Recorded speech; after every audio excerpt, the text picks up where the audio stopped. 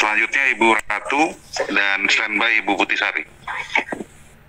Baik, terima kasih pimpinan yang saya hormati bersama teman-teman Komisi 9, Dirjen Tenaga Kesehatan Kemenkes RI, Dirjen Bina Pembangunan Daerah Kemendagri, Dirjen Anggaran Kementerian Keuangan, dan Deputi SDM Kemenpan RB. Assalamualaikum warahmatullahi wabarakatuh. Salam sejahtera untuk kita semua. Om Swastiastu, Namo Buddhaya, Salve Salam Kebajikan. Baik, terima kasih. Pada kesempatan ini pertama saya memberikan apresiasi dulu kepada Bapak Ibu sekalian yang sudah hadir bersama. Saya pikir kehadiran Bapak Ibu sekalian ini ya memang menjadi komitmen bersama ya untuk kita berpikir bersama dan kita menyelesaikan apa yang menjadi persoalan terkait dengan tenaga kesehatan, dan ini menjadi persoalan di seluruh Indonesia, apalagi di daerah terpencil. Kebutuhan tenaga kesehatan sangat tinggi ya, namun ketersediaannya sangat rendah. Bahkan banyak sekali fasilitas kesehatan yang tidak maksimal karena memang kekurangan tenaga kesehatan. Puskesmas ada yang terbengkalai, pustu pun di desa-desa banyak yang terbengkalai. Dampaknya masyarakat tidak mendapatkan pelayanan. Jadi ini memang baik kalau hari ini kita bisa bertemu, berkumpul, dan kita bisa berdiskusi bersama. Ya tentu saya pikir kita punya komitmen bersama untuk bisa menyelesaikan persoalan ini. Baik, terima kasih.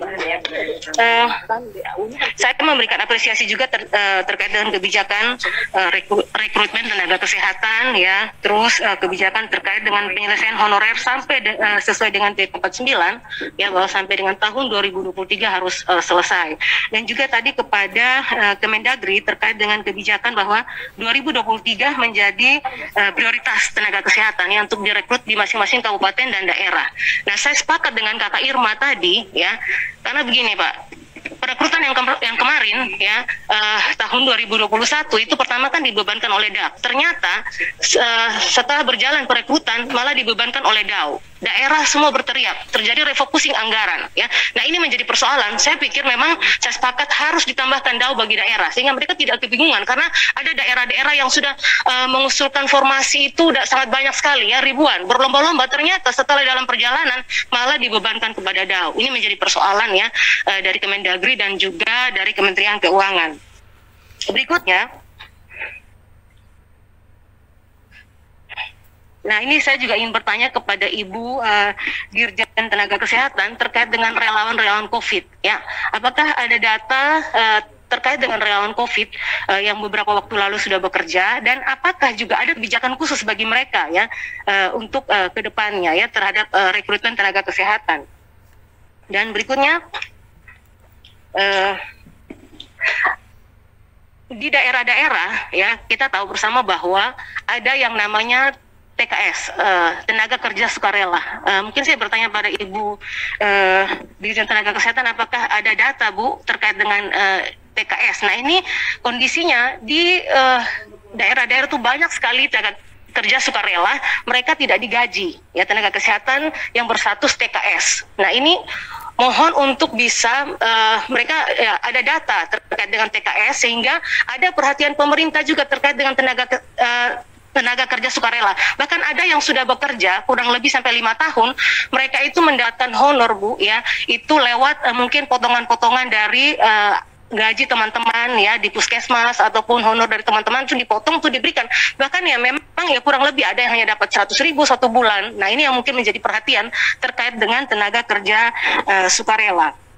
Nah, terkait dengan afirmasi tadi ya, afirmasi memang kebijakan sudah ada dari Menpan ya, di halaman 2 itu sudah ada terkait dengan afirmasi. Nah, ini mungkin pemberian untuk nilai akumulatif SK, DTU dan lain sebagainya.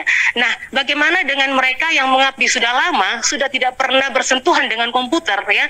Apakah ada kebijakan khusus ya? Jadi ini kita minta ya, kami minta, saya juga sepakat dengan Kakak Irma tadi terkait dengan afirmasi, mungkin diberikan jalur khusus kepada mereka. Kalau beberapa tahun yang lalu ada sistem pengangkatan dengan istilah database, apakah ini diperbolehkan? Nah, ini mohon menjadi perhatian daripada Kementerian Dalam Negeri, Kementerian Keuangan, dan juga dari Kemenkes.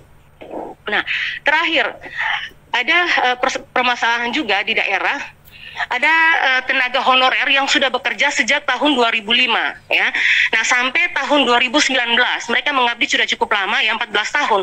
Ternyata di tahun 2020 mereka tidak diperpanjang ya kontrak kerjanya ya dari daerah itu tidak memperpanjang. Nah, bagaimana dengan status mereka yang ini kalau dihitung sejak 2005 atau 2008 mereka sudah bekerja cukup lama, tapi ketika diberhentikan mereka tidak dikeluarkan SK terbaru oleh pemerintah daerah atau bupati. Nah, apakah mereka berpeluang juga untuk bisa ikut seleksi P3K?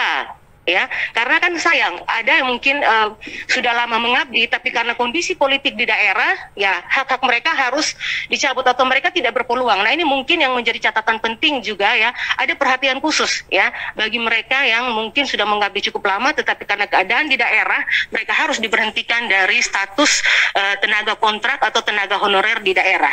Ini menjadi catatan penting dari kami ya, mohon menjadi perhatian dari Bapak Ibu Saudara sekalian. Wabillahi taufiq wal hidayah. Wassalamualaikum warahmatullahi wabarakatuh. Om Santi Santi Om, Namo Buddhaya, Salve Salam Kebajikan. Terima kasih.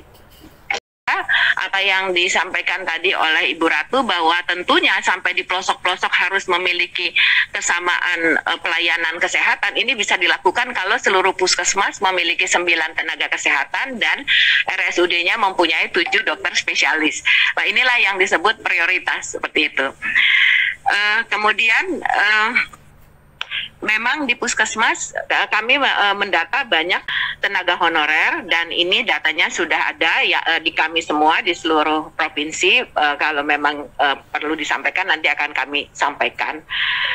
PKS juga begitu, selama mereka mendaftarkan tentu akan dimasuk di dalam sistem yang nanti tentunya akan dilakukan validasi bersama Menpan RB untuk prioritas penetapannya. Jadi kami memang datanya ada, tetapi tentu tergantung bagaimana daerah secara rinci memberikan data itu memasukkan ke dalam SDM. Izin pimpinan.